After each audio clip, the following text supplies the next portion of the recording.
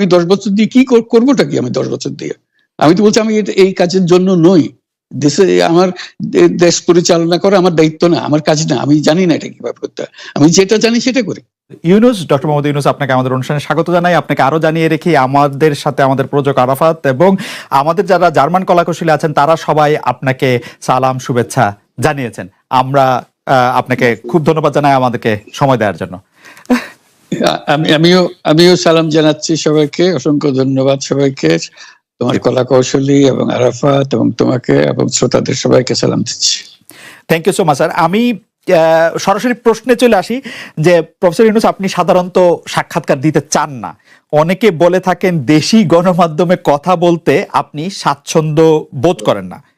এর কারণ হিসাবে কেউ কেউ বলেন আপনি প্রশ্নের মুখোমুখি হতে হয়তো পছন্দ করেন না, আবার কেউ কেউ বলেন কিছু না বলেও আপনি যে দুর্যোগের মধ্যে আছেন, বললে না জানি কি হতো। আপনার মন্তব্য একটু শুনতে চাই প্রফেসর ইউনূস। তুমি তো সবটা বলে ফেলেছো সমস্যাগুলো কি। কাজে এই হলো অবস্থাটা হলো, আমি বলছি দেশের কাউকে কিছু বলি এমন কথা তো নয়। বাইরে বিদেশেও যে সবাইকে যে সাদরে নিয়ে আসি তাও না, তাদেরকে অনেক শর্ত দিই আমার এই কথাগুলো লেখার ছাপানোর আগে আমাকে বলতে হবে, যাতে আবার এমন কোনো কথা শব্দ এমন থেকে না যে আমি আর বিপদের সম্মুখীন হবো। আমি শুধু বিপদ থেকে দূরে থাকার জন্য এটা করছি, কারণ আমি চারদিকে বিপদের মধ্যে আছি। কাজেই কথা না বলা এটা একটা নিজেকে রক্ষা করার একটা সুবিধা আর কি। যত কম বলা যায় ততই হয়তো ঝামেলার থেকে বাঁচবো। সম্পূরক প্রশ্ন করতেই হয়, নিজেকে কতটা রক্ষা করতে পারলেন প্রফেসর ইউনূস? পারলাম না তো, এত তো খালি বাড়ছে। এখন তো বড় কঠিন অবস্থার মধ্যে পড়ে গেছি। কিছুদিন আগে হয়তো খবর পেয়েছে এই মাসের মধ্যেই যে 12 তারিখে যে ঘটনা ঘটলো, যে আমাদের অফিসের মধ্যে ঢুকে গেল লোকজন, ঢুকে বললো যে এটা আমরা এখন দখল করলাম, এখান থেকে আমরা চালাবো। এটা কি ধরনের আবদারিকতা! আমরা পুলিশের কাছে গেলাম, বললো যে আমরা এই ব্যাপারে কিছু করতে পারবো না। কাজেই তারাও কিছু করলো না। তো আমরা যাবোটা কোথায়? পুলিশও কিছু করবে না, ওরাও জবর দখল করার জন্য ছুটে আসবে, আমাদের আইন কানুন কিছুই মানবে না। আর আমাদের একটা প্যানিক সৃষ্টি করলো আমাদের পুরো অফিসের মধ্যে। যত লোকজন আছে, বিশেষ করে মহিলা সহকর্মী যারা আছে, তারা খুবই ভীত সন্ত্রস্ত হয়ে গেল যে কি কারবার, কি হলো এটা। কাজে সমস্যার পরিমাণ বাড়ছে, কমছে না। সমস্যা পরিমাণ বাড়ছে, কমছে না। আমি একটু পিছনে আদালতে আপনার বিরুদ্ধে রায় ঘোষণার পরে আপনি একটা প্রতিক্রিয়া দিয়েছিলেন। সেই প্রতিক্রিয়া আপনি বলেছিলেন যে বাংলাদেশের একটি কথায় আপনি এরকম বলেছেন যে বাংলাদেশের প্রতিটি নাগরিককে অন্যায়ের বিরুদ্ধে এবং গণতন্ত্র এবং মানবাধিকারের পক্ষে এক কণ্ঠে কথা বলার আহ্বান জানায়। অনেকে এইটাকে দেখছেন হচ্ছে এরকম করে যে আপনি গণতন্ত্রের পক্ষে লড়াইয়ে সামিল হতে বলছেন। প্রশ্ন কেউ করছেন, প্রশ্ন উঠছে, আপনি কি এইসব মামলা মোকদ্দমা থেকে মুক্তি পেতে এই সরকারেরই পরিবর্তন চাইছেন? খালেদ, তুমি কি গণতন্ত্রের বিরুদ্ধে নাকি? হঠাৎ এটা নিয়ে তো গণতন্ত্রের কথা বললাম আমার জন্য। তুমি তো বলে আমিও তো, তুমি বলছো যে আমিও তো আছি, কাজে আমাকে পৃথকভাবে বলতে হচ্ছে কেন? আমরা সেটাই বলতেছি। কাজে আমরা কেউ গণতন্ত্রের বিপক্ষে না, সবাইকে স্মরণ করিয়ে দেওয়া যে আমরা সবাই গণতন্ত্রের পক্ষে, মানবাধিকারের পক্ষে, আমরা ন্যায় নীতির পক্ষে, রুল অফ লর পক্ষে। এইগুলো না থাকলে জাতি হিসেবে আমরা টিকে থাকবো না তো। কাজে যখনই মনে হচ্ছে যেগুলো এখন ফরেন ওয়ার্ডস হয়ে গেছে, তাতে মনে হবে যে আমাদের সমাজ হিসেবে আমাদের দায়িত্ববোধ অনেক বেড়ে গেল। এগুলোকে প্রতিষ্ঠিত করা, সোচ্চার করা, মুখ ফুটে বলা, এটা সবাইকে বলতে হবে, মুখ ফুটে বলতে হবে। আমার বিরুদ্ধে অভিযোগ হলে আমি বলছি না বলে, আপনি বলছেন না কেন? একবার বলে এখন তোমার প্রশ্নের সম্মুখীন হয়ে গেলাম। অনেকে বলছেন না, আপনি তো শতবার শতমুখে গণতন্ত্রের কথাই বলবেন, আমাদের সবারই বলা উচিত। কিন্তু প্রশ্নটা এমন ভাবে তোলা হচ্ছে যে আপনি আসলে আপনার রায় ঘোষণার পর আপনি বলছেন গণতন্ত্রের কথা, মানবাধিকারের কথা। অনেকে বলছেন যে এই কথা কি আসলে যেহেতু ব্যাপারটা আপনার উপরে আসলো তখনই আপনি আসলে বললেন কিনা, নাকি আপনি আসলে বলতে চান না, আপনি আগে যেরকম বলছেন? হতে পারে, মুখ যখন বন্ধ থাকে কোনো কথাই বলা হয় না। এখন যখন মুখ খোলার সুযোগ হয়েছে, সামনে ক্যামেরা নিয়ে দাঁড়িয়ে আছে, মাইক্রোফোন দিয়ে দাঁড়িয়ে আছে, কথা বলছি, কাজে মনের কথাটা বললাম আর কি। যেটা মনে ছিল বলা হচ্ছিল না সেটা বললাম। এটা আমার ধারণা এটা সবারই মনের কথা, সেটাকে প্রকাশ করা। তারাও তারাও চায় যে তারা বলুক, আমি বললে তাদেরও মনে সাহস আসে যে উনি বলছেন যখন আমরাও বলতে পারবো। প্রফেসর ইউনূস, আপনি যখন বলছেনই তখন আমি এই কথাটাকে একটু ইলাবোরেশন আপনার কাছ থেকে আশা করতে পারি, যে আপনি যখন বলছেন যে গণতন্ত্র মানবাধিকারের পক্ষে এক কণ্ঠে কথা বলার আহ্বান আপনি জানাচ্ছেন, আপনার কাছে কি মনে হচ্ছে যে গণতন্ত্র মানবাধিকারের পক্ষে এখন বহু পক্ষ বহু কণ্ঠ, এটা আসলে এক কণ্ঠে কেউ বলতে পারছে না বা সাহস পাচ্ছে না বা বলছে না, এরকম আপনার মনে হচ্ছে কিনা? আমার মনে হচ্ছে তাই, কারণ বলতে পারছে না তো, মুখ খুলে সব গণতন্ত্রের কথা বলতে পারছে না, কাজে সেটা বলা, এক বাক্যে বলা, পরিষ্কার কণ্ঠে বলা, এটা আমাদের সবার দায়িত্ব, তো জাতীয় দায়িত্ব এটা, যে না হলে তো গণতন্ত্র বলে কিছু থাকবে না আমাদের জন্য, আদৌ গণতন্ত্র বলে কিছু থাকবে না। একটা প্রশ্ন করি, যে বর্তমান সরকার আরো স্পেসিফিক ভাবে বললে প্রধানমন্ত্রী শেখ হাসিনা স্পষ্টতই আপনাকে অপছন্দ করেন, অনেক কিছুর জন্য আপনাকে দায়ী করেন, পদ্মা সেতু এবং এই সেই, এর কারণ কি বলে আপনি মনে করেন? আপনাকে কি তিনি তার প্রতিদ্বন্দ্বী মনে করেন, নাকি সত্যি তার কাছে এমন কোনো তথ্য রয়েছে যে আপনার বিশাল কোনো রাজনৈতিক অভিলাষ রয়েছে? আপনি কি রাজনৈতিকভাবে তার প্রতিদ্বন্দ্বী হয়ে উঠছেন বলে তিনি আপনাকে অপছন্দ করছেন, না কি কারণে, আপনার কি মনে হয়? আমার মনে হয় উনি মনে করেন যে আমি দেশের সর্বোচ্চ ডাকু, সন্ত্রাসী, কিংবা আমি অপরাধী, আমি সেরা চোর, এই জাতীয় জিনিস মনে করেন, কাজে সেগুলো ব্যাখ্যা করেন উনি তার মুখে। উনি বলেন যে আমি সুদখোর, আমি ঘুষখোর, আমি সব এমন সব কটু শব্দ ব্যবহার করেন, যাতে মনে হয় যে আমার সম্বন্ধে তার ধারণা খুবই খারাপ। কিন্তু এইটা তো এরকম ছিল না। আমরা দেখেছি যে 96 থেকে 2001 সাল পর্যন্ত নানাভাবে এই সরকারি বা আওয়ামী লীগ সরকারি আপনার সাথে, বা আপনি আওয়ামী লীগ সরকারের সাথে একসাথে কাজ করতে কোনো সমস্যা হয়নি। আপনি এইটার জায়গাটাকে একটু, ব্যাকগ্রাউন্ডটাকে আমাদের একটু বলা যাবে, যে আপনার কাছে কি মনে হয় কেন এই শত্রুতার বা কেন এই অপছন্দের বিষয়টা একটু সৃষ্টি হলো বা তৈরি হলো? যেই হোক, এটা আমার তরফ থেকে হয়নি, আমি তাকে যথাযথ শ্রদ্ধা করে নিয়ে গেছিলাম আমাদের মাইক্রোক্রেডিট সামিটে ওয়াশিংটন ডিসিতে, আমাদের প্রধান অতিথি করে নিয়ে গেছি, সবাই সম্মান করেছে, কারণ এই মাইক্রোক্রেডিটটা তখন পৃথিবীর সামনে আসছে, বড় আকারে আসছে, এবং এটা বাংলাদেশের অবদান হিসেবে সবাই স্বীকৃতি দিচ্ছে। ওয়াশিংটনে দুনিয়ার সেরা যারা সবাই উপস্থিত ছিলেন, তার মধ্যে আমরা ওনাকে নিয়ে গেছিলাম এই জন্য যে বাংলাদেশের পক্ষ থেকে এই গৌরবটা যেন তিনি আমাদের পক্ষ হয়ে গ্রহণ করেন। উনিও রাজি হয়েছেন, উনিও গেছেন, করেছেন। কাজে এটা স্বাভাবিকভাবে এই সম্পর্ক থেকে যাওয়ার কথা ছিল, কিন্তু কি কারণে এটা ঘাটতি হতে আরম্ভ করলো বুঝতে পারলাম না। কিছুদিন পর থেকেই ওনার আচরণ এবং তার শব্দ পরিবর্তন হতে আরম্ভ করলো, এমন পরিবর্তন হলো এখন আমাকে চোট বদমাইশ ছাড়া আর কোনো বিষয়ে উনি মনে করেন বলে মনে হয় না আমার কাছে। আসলে এটা নিয়ে কথা বলাটা একটু বিব্রতকরই, কিন্তু কেউ কেউ এটা বলে থাকেন যে বিশেষ করে যে 2007 সালে যে 111 সরকার আমরা যাকে বলি, তাদের যে বিরাজনীতিকরণের একটি চেষ্টা, সেই চেষ্টার মধ্যে আপনার অংশগ্রহণ আছে কিনা? যদিও বারবার বলা হয় যে আপনি আসলে সেই ক্ষমতাটা দখল করতে চেয়েছিলেন, অথচ আমরা উল্টা শুনেছি, আপনার মুখেও শুনেছি, যারা ওই সময় কুশলভ ছিলেন তাদের মুখেও শুনেছি যে আপনাকে আসলে অফার করা হলো, আপনি সেটি ফিরিয়ে দিয়েছিলেন।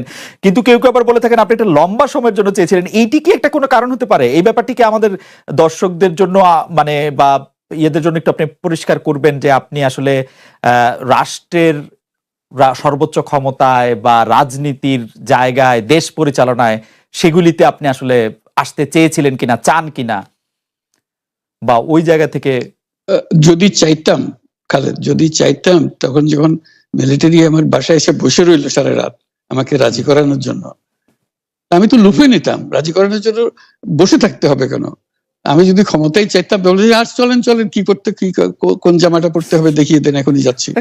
আমি তো সেটা করিনি, তাদের সঙ্গে তর্ক করেছি, সারা রাত ধরে তর্ক করেছে যে না ভাই আমাকে দিয়েন না, আমি এই কাজের উপযুক্ত না, আপনারা অন্য লক্ষ্য যান। তারা আমার উপরে মন ঠিক করে ফেলেছে আমাকে নিতে হবে। আমি বারে বারে বলতেছি তাদেরকে, তারা নিরাশ হয়ে ফিরে গেল, বললো যে সকালবেলায় আবার আসবো, সকালবেলায় আসলে তখন আপনি আমাদেরকে বলেন যে রাজি আছেন। আমি বললাম না, সকালবেলা আসলে একই কথা পাবেন, কারণ আমি তো এটা এমন কিছু না যে মনের মধ্যে সন্দেহ রেখে, দ্বন্দ্ব রেখে আপনাদেরকে বলছি, অত্যন্ত পরিষ্কার ভাবে আপনাদের কাছে বলছি। ঠিক আছে, তা না হলে তো আমি সঙ্গে সঙ্গে রাজি হয়ে যেতাম। কে ছাড়ে যে আপনাকে দেশের পুরো সরকারের প্রধান হবার জন্য আহ্বান জানাচ্ছে, বাংলাদেশে এরকম কয়জন মানুষ আছে বলবো যে না আমি এই দায়িত্ব গ্রহণ করব না। আমি তো করলাম সেটা, এখন আমার নামে বলা হচ্ছে 10 বছর চেয়ে। আমি বছর দিয়ে প্রশ্নই ওঠে না। প্রশ্ন হচ্ছে আগামীকাল সকালবেলা আপনি শপথ গ্রহণ করবেন, এই কথা। আমি বলছি না, করবো না। তারপরে এরপরে তো কয় বছর কয় কাণ্ড। আমি 10 বছর দিয়ে কি করবোটা কি? আমি 10 বছর দিয়ে আমি তো বলছি আমি এই কাজের জন্য নই। দেশে আমার দেশ পরিচালনা করা আমার দায়িত্ব না, আমার কাজ না। আমি জানি না এটা কিভাবে করতে হয়, আমি যেটা জানি সেটা করি। Make sense. আপনার মেয়ে মনিকা ইউনুস সম্প্রতি একটি সাক্ষাৎকার দিয়েছেন সিএনএন-এ। সেখানে আমি তাকে একটু যদি অনুবাদ করি তাহলে সেরকম পড়তে পারবো, যে আমি তাকে উদ্ধৃত করছি যে কোনো এক সময় প্রধানমন্ত্রী শেখ হাসিনা ও ডক্টর ইউনুস একসঙ্গে কাজ করেছেন। আমি আশা করি সেই সময়টা আবার ফিরে আসুক, শুধু গ্রামীণ কিংবা সংশ্লিষ্ট সব প্রতিষ্ঠানগুলোর ভালোর জন্যই নয়। যদি তারা আবারও একসঙ্গে কাজ করেন তাহলে সেটা চমৎকার হবে। এই মনিকা ইউনুসের এই আশা কি আপনারও মানে একই রকম আশা কিনা, যে প্রধানমন্ত্রী শেখ হাসিনা এবং ডক্টর ইউনুস একসঙ্গে কাজ করলে আরো কিছু চমৎকার কাজ হবে, বা এটা আপনি আশা করছেন এরকম কি? এটা কি এখন আমার জন্য করা যাচ্ছে না, যে আমি নারাজ, যে করতে চাই না? তুমি ভাবখানা এমন করছো যেন আমি আপত্তি করছি, আমি কাজ করতে চাই না। আমাকে যে বললাম চোর বদমাইশ করে রেখেছে, সেখানে কাজ করার তো কথাই উঠছে না। আমার নাম উঠলেই ওনার রাগ উঠে যায়। আমাকে সুদখোর না বললে ওনার মন তৃপ্ত হয় না। আমাকে চুবিয়ে না ডুবালে, পদ্মা নদীতে আমাকে চুবিয়ে না ডুবালে ওনার মনে শান্তি আসে না। ঠিক আছে, আমি কি করে বলবো? ওনাকে বলতে তো হবে, ওনাকে যদি কিছু বলতে হয়। পদ্মা নদীর কথাটা যখন উঠলই, পদ্মা ব্রিজ সম্পর্কে যে কথাটা সরকারের উচ্চ মহল থেকে এটা বলা হয় যে আপনি আপনার ক্ষমতা ব্যবহার করে বা আপনার পরিচিতি ব্যবহার করে বা আপনার যে একটা সাংঘাতিক রকমের গ্রহণযোগ্যতা সারা দুনিয়াতে আছে, যেটি আসলে ওয়ার্ল্ড ব্যাংক সহ অন্য জায়গায় আছে, সেটি দিয়ে আসলে আপনি পদ্মা সেতুটা বাংলাদেশ যাতে ঋণ না পায় সেটির জন্য আপনি চেষ্টা করেছেন। এই ব্যাপারটা নিয়ে কি আপনি একটু কিছু বলবেন, যে এটা আপনার বিরুদ্ধে একটা অভিযোগ? কি বলবো, এটা বলো, এটা হাস্যকর একটা কথা। মুখ থেকে বলে ফেললো চোর ডাকাতের মতো, এটাও আরেকটা বলে ফেললো, এটাই সত্য হয়ে গেল। আমরা যে বারে বারে বিবৃতি দিলাম তখন এটা প্রশ্নই উঠে না। আমরা বাংলাদেশের নাগরিক হিসেবে আমরা গৌরবান্বিত যে এই পদ্মা সেতুর উপরে আমরা একটা সেতু বানাতে পারবো, এটার জন্য আমরা সবাই চাই। কাজে এটা তো বিরোধিতা করার তো প্রশ্নই উঠে না। কেন বিরোধিতা করবো? দেশে যে একটা বড় রকমের ঘটনা ঘটতে যাচ্ছে সেটা তো আমরা সবাই সমর্থন করেছি। তিনি বলেই চললেন। এখন একজনে বলতে থাকলে তো আমার করার কিছু তো নাই। উনি এত শক্তিধর যে এখানে আমার কথা তো কিছুই থাকে না। ওনার সব সরকারের যাবতীয় প্রচার যন্ত্র ওনার হাতে। আমার তো আমার গলার যত তীক্ষ্ণ। আপনি তো কথা বলেন না, বললে তো নিশ্চয়ই আপনার সাথে না। একটি প্রশ্ন আসছে যে পদ্মা সেতুর যখন উদ্বোধন করা হবে তখন কি আপনাকে নিমন্ত্রণ জানানো হয়েছিল? মানে রাষ্ট্রের পক্ষ থেকে এরকম বলা হয়েছিল যে আপনাকেও নিমন্ত্রণ জানানো হবে, বা আপনি মনে আছে কিনা? মনে পড়ে না এরকম করছে। আচ্ছা আচ্ছা, আমি একটু যে বিষয়টি নিয়ে আপনি আসলে শুরু করেছিলেন যে আপনার প্রতিষ্ঠান জবরদখল করা নিয়ে, সেই জায়গাটার মধ্যে একটু আসি। আমাদের যে আন্ডারস্ট্যান্ডিং, সেই আন্ডারস্ট্যান্ডিংটা হচ্ছে এরকম: আপনার হাত দিয়ে যখন গ্রামীণ টেলিকমের প্রতিষ্ঠা হয় তখন এর আয় থেকে আপনি গ্রামীণ ব্যাংকের সদস্যদের জন্য ব্যয় করার কথা বলেছিলেন বা ভেবেছিলেন। আপনি গ্রামীণ ব্যাংক থেকে চলে আসার সময় বা ওই আগে পরে আমরা দেখেছি যে সে আর্টিকেল অফ অ্যাসোসিয়েশনটা আসলে ওই একই রকম নাই, বদলানো হয়েছে। তো গ্রামীণ ব্যাংকের বা গ্রামীণ টেলিকমের এই বেনিফিশিয়ারি থেকে গ্রামীণ ব্যাংকের সদস্যদের আসলে বাদ কেন দেওয়া হয়েছে? মানে এইটার পিছনে কারণ কি? এখন গ্রামীণ টেলিকমের যে লভ্যাংশ তা কোন খাতে আসলে ব্যয় করা হয়, বা মানে যে আয়টা মুনাফা সেটি আসলে কিভাবে ব্যয় করা হয়? গ্রামীণ টেলিকম একটা স্বতন্ত্র প্রতিষ্ঠান। এটা কোম্পানিজ আইনের সেকশন 28 দ্বারা সৃষ্ট। তার অর্থ হলো যে এটাকে আইনের ভাষায় বলে non dividend company, guaranteed by limited by guarantee. কাজে এটার কোনো মালিক নাই। কাজে মালিক যেহেতু নাই, এটা তার নিজের নিয়মে যারা গ্যারান্টি দিয়েছে, যারা গ্যারান্টির পরিমাণও খুব সীমিত, লিমিটেড বাই গ্যারান্টি। এটা 1,000 টাকা। মানে যদি যত তোলপাড় হয়েও যায় কোম্পানিতে, বহু পাওনা থেকেও যায় লোকজনের, যারা এটার পরিচালনা পরিষদে আছে তাদের দায়িত্ব হবে 1,000 টাকা পর্যন্ত, এর দায়ী থাকবে 1,000 টাকা পর্যন্ত, এর বেশি তার দায়িত্ব থাকবে না। কাজে এত সহজ সরল একটা জিনিস। তো সেটাই হলো গ্রামীণ টেলিকম। গ্রামীণ টেলিকম তখন একবার বলেছিল যে তাদেরকে কিছু কিছু সহায়তা দেবে তারা উপায় অর্জনের কাছ থেকে। এটা তাদের নিজস্ব সিদ্ধান্ত, এটা কারো চাপারও সিদ্ধান্ত না। যে সিদ্ধান্ত, সেই সিদ্ধান্ত অনুসারে সেই সমস্ত যে পরিমাণ টাকা তারা বলেছিল দেবে, এখানে দিয়ে যাচ্ছে। এই পর্যন্ত 500 কোটি টাকার উপরে দেওয়া হয়েছে এই সাহায্য সহায়তা থেকে। কাজে ওইটা যে আমরা বা গ্রামীণ টেলিকম এটার থেকে পৃথক হয়ে গেছে, তার যে কথা দিয়েছিল, কথা পুরো, এটা একটা কথা দিয়েছিল, এটা পূরণ করছে না। এটা আইনগত কোনো যে আইনি বাধ্য হতে আপনি দিতে বাধ্য হবেন এরকম কিছু ছিল না। কাজে এই ধরনের বিষয়টা এই টেলিকমের বিষয়ে বলা। গ্রামীণ ব্যাংকের আপনি যখন মানে গ্রামীণ টেলিকমটা আপনি প্রতিষ্ঠা করেন, সেই সময়ে গ্রামীণ টেলিকমের সাথে গ্রামীণ ব্যাংকের সম্পর্কের যে বিধিমালা, সেই বিধি কি আপনি যখন চলে এসেছেন গ্রামীণ ব্যাংক থেকে সেটি পরিবর্তন করা হয়েছিল? তো সেই পরিবর্তনটি মানে পরিবর্তনটির জায়গাটা যদি আমাদের একটু পরিষ্কার করতেন।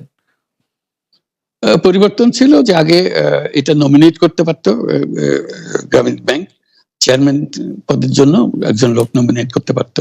আমরা যেহেতু গ্রামীণ ব্যাংক থেকে আমাদেরকে সরিয়ে দেওয়া হয়েছে, তখন আমরা মনে করলাম যে এটা রাখার আর দরকার নাই। গ্রামীণ টেলিকম থেকে সেই পদটা আমরা পরিষ্কার করে দিয়েছি, যখন এটা আর দরকার নাই। এইটুকুই পরিবর্তন হয়েছে। এটা ন্যায়সঙ্গতভাবে পরিবর্তন করার ধারা অনুযায়ী যা যা করতে হয় সেটা করা হয়েছে। এতে তার ইচ্ছা বা তার কর্তব্য, তার করণীয় যে অবজেক্টিভস আছে, কোথাও পরিবর্তন হয় নাই। এই ক্ষেত্রে আমাদের এই বিষয়ে আর কি এইটাই আমাদের আরেকটা প্রশ্ন, সেটা হচ্ছে যে গ্রামীণ টেলিকম কি গ্রামীণ ফোন থেকে প্রায় 37% লভ্যাংশ পায়? যে এবং যদি পায় 34% লভ্যাংশ পায়, সেই 34% লভ্যাংশের যে টাকাটা, সেই টাকাটা কোথায় বা কি